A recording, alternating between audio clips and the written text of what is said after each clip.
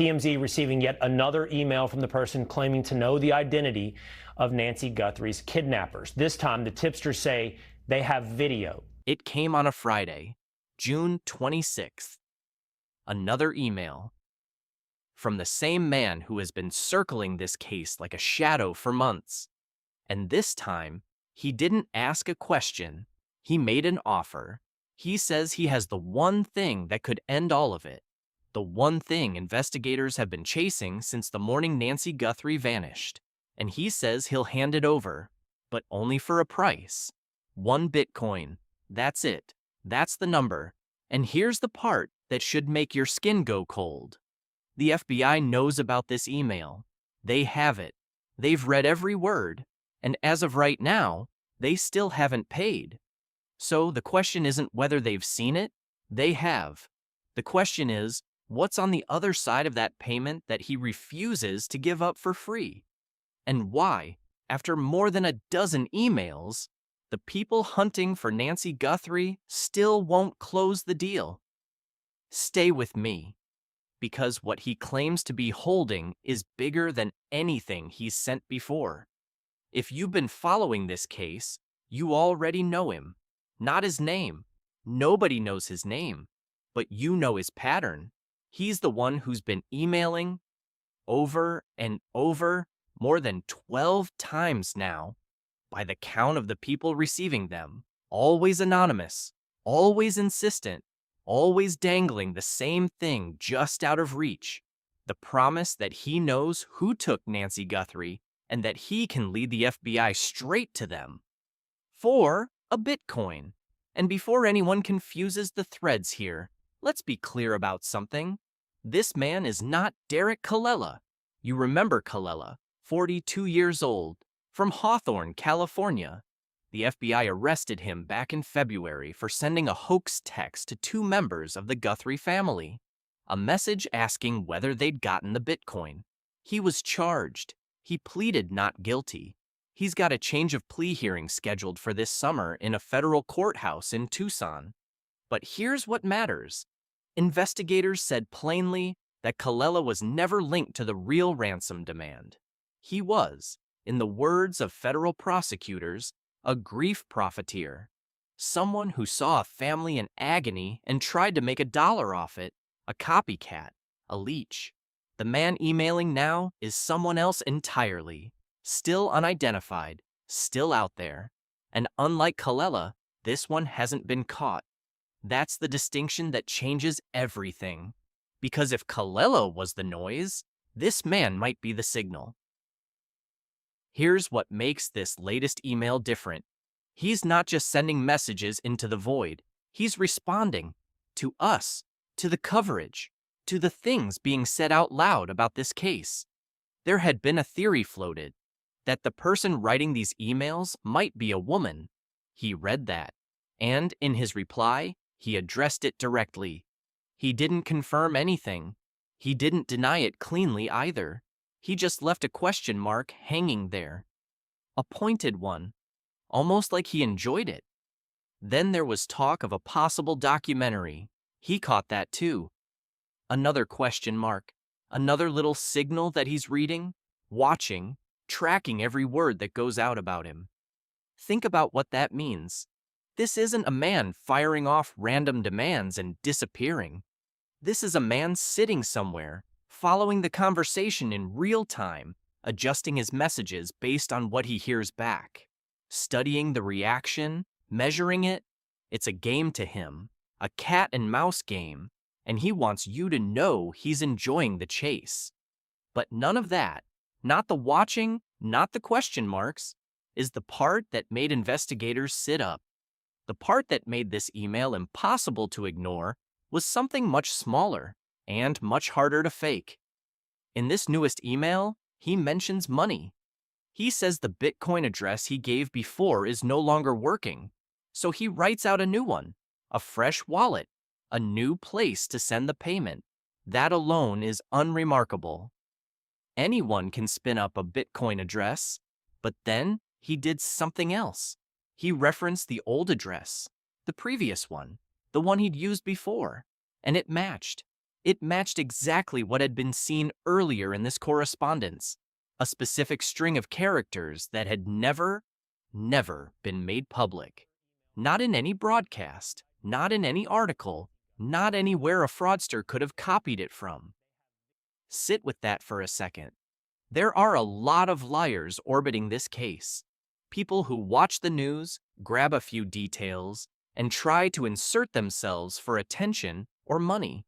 But a liar can only repeat what's already out there.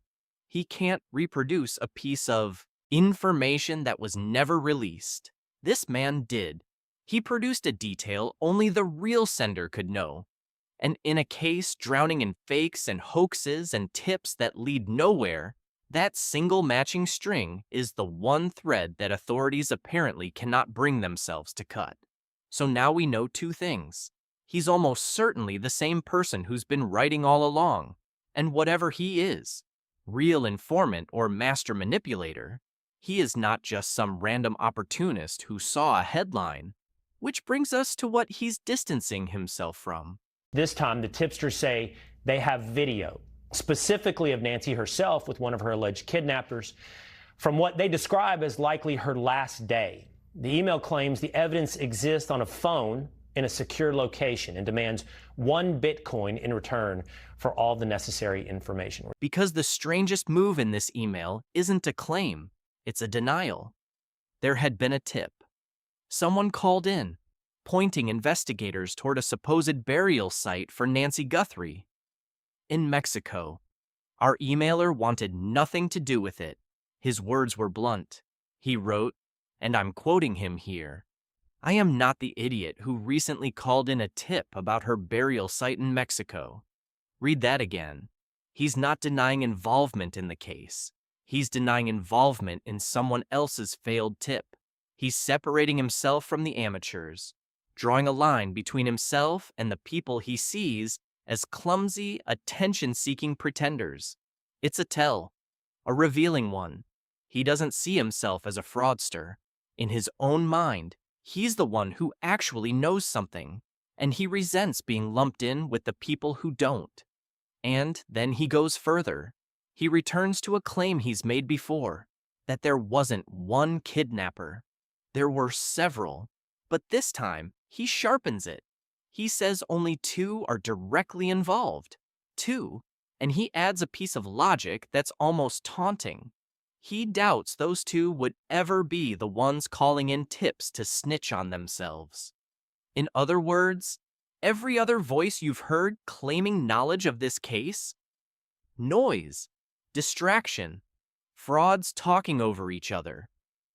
According to him, the only people who truly know what happened to Nancy Guthrie are 2 individuals who would never volunteer it, and himself. So if he's telling the truth, he's positioning himself as the one outsider who got close enough to see it all. Which raises the obvious, unbearable question: how close? This is the part the rest of the email was building toward. This is what he was saving. He says he has a video, not a description, not a story, not a vague recollection, a video, a short one. And in it, he claims, is Nancy Guthrie, together with the main kidnapper, on what he calls, in his own chilling phrasing, what was probably the last day of her life. Let that land. He is claiming to possess footage of an 84-year-old woman, the mother of one of the most recognizable faces in American television, standing beside the person who took her, recorded on what may have been her final day. If that's real, it isn't a clue. It's the whole case. It's a face, an identity, evidence that could put a name to the person responsible. And he doesn't stop at the video. He says he also has names, addresses, phone numbers. The full identities of the people he claims are behind her disappearance.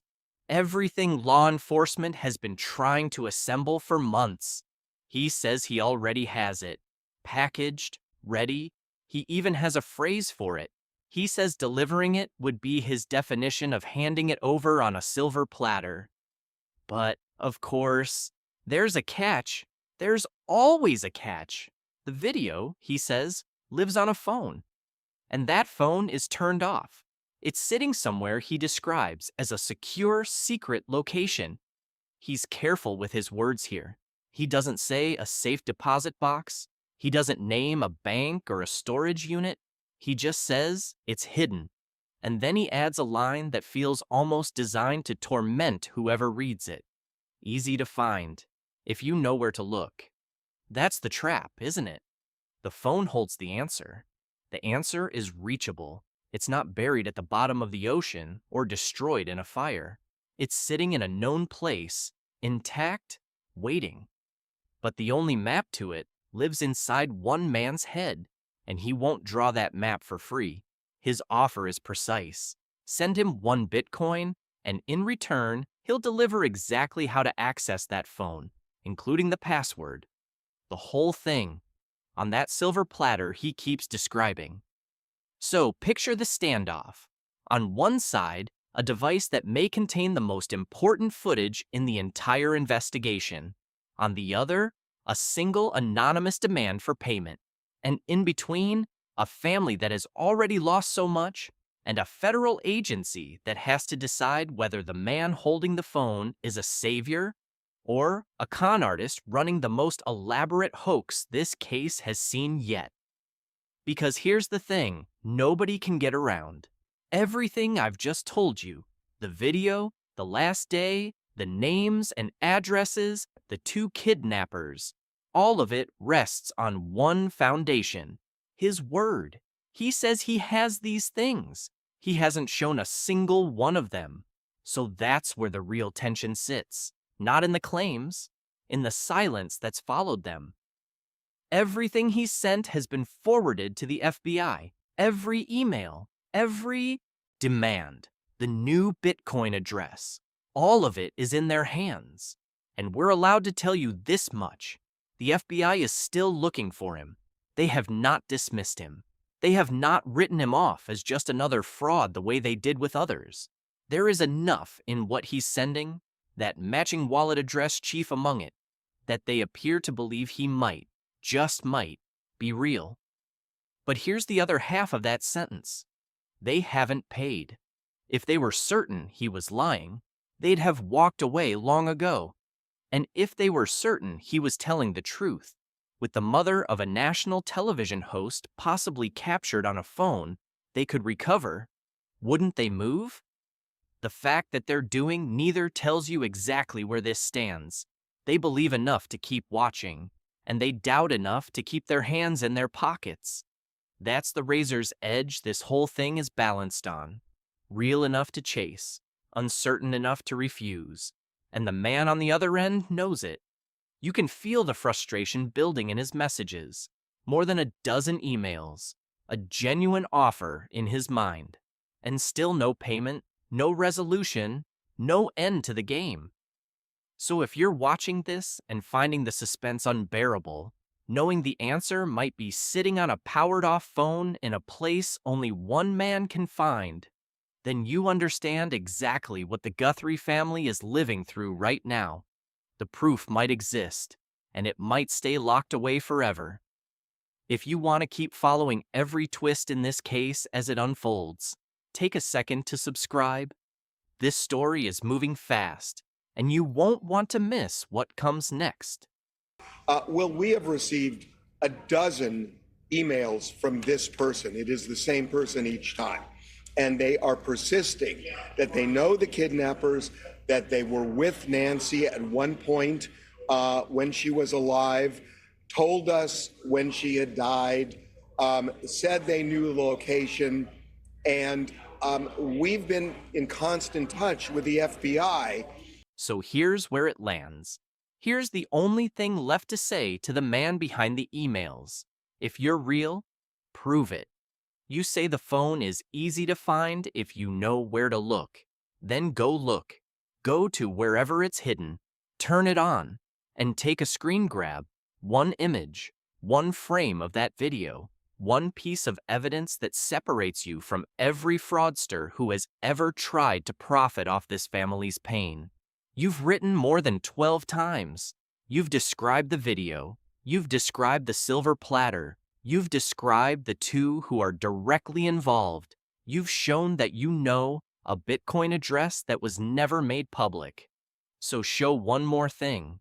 Show that the video is real, because here's the truth that's been waiting at the bottom of all of this. None of his claims have been verified. Not one.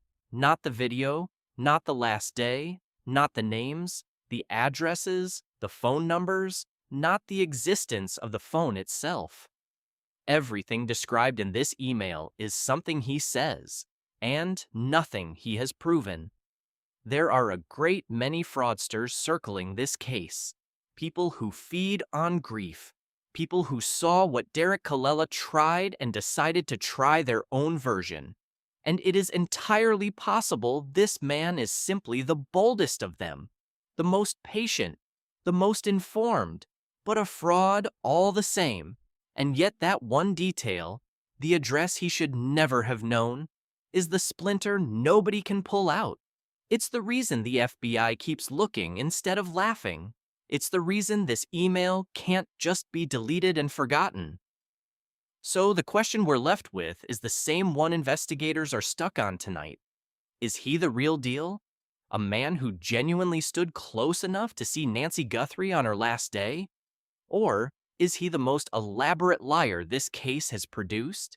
Gambling that a desperate family and a cautious agency will eventually crack and pay? One screen grab would answer it. One frame. He says he can deliver everything on a silver platter. Then let him start with proof. And if that proof is real, if there truly is a video of an 84-year-old woman beside the person who took her, then maybe, just maybe, the people hunting for the truth will finally be willing to deal. Until that screen grab arrives, it stays exactly where it's been all along. An offer, a demand, and a phone in the dark that no one can reach. We'll be following this case closely as new details come out. If you want to stay updated, please subscribe to this channel. A reminder, as always, the claims in this email come from an anonymous, unverified source and have not been confirmed by law enforcement. Nothing here should be taken as established fact. This is an active investigation, and our hearts remain with the Guthrie family as they wait for answers.